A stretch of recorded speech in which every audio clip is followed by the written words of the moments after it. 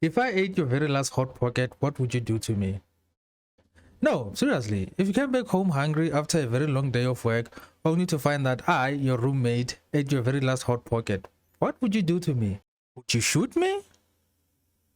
And if yes, where exactly would you aim?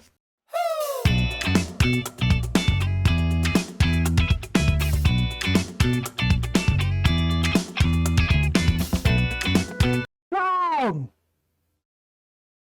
The answer is my ass. And luckily this guy didn't get it wrong. A 64-year-old man in Kentucky reportedly shot his roommate in the butt after he ate his last hot pocket. Police say the suspect was able to squeeze off a shot, hitting his roommate in the rear end as he left. This story keeps getting better. The suspect is now facing assault charges. Luckily, the victim is expected to make a full recovery, of course with Rigby's butt cheeks, but a full recovery nevertheless. Well, this is something I never thought I'd see. Someone managed to open the fucking emergency door of an aeroplane just before it was about to land.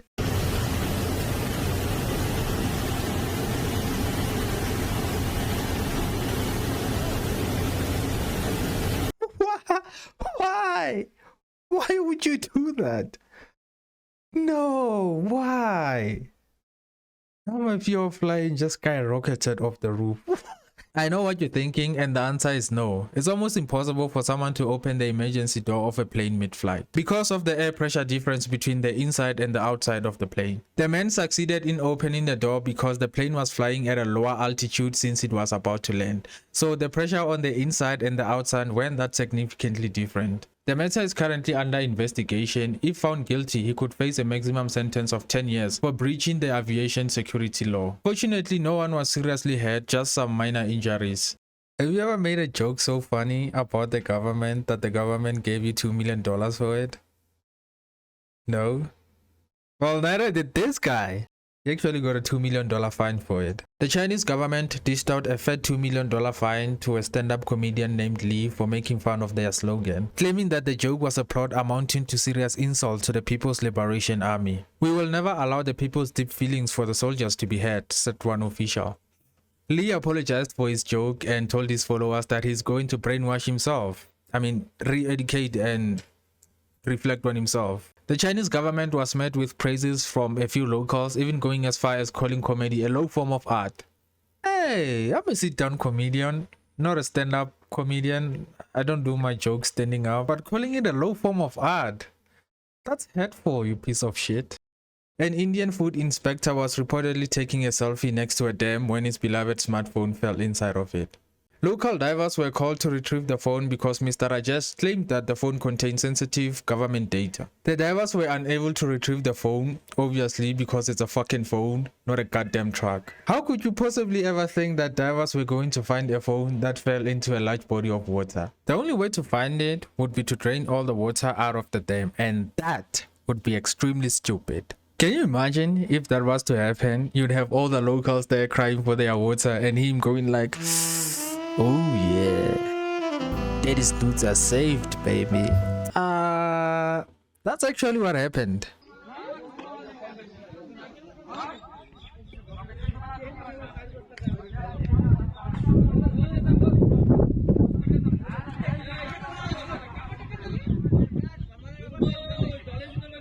He drained the dam.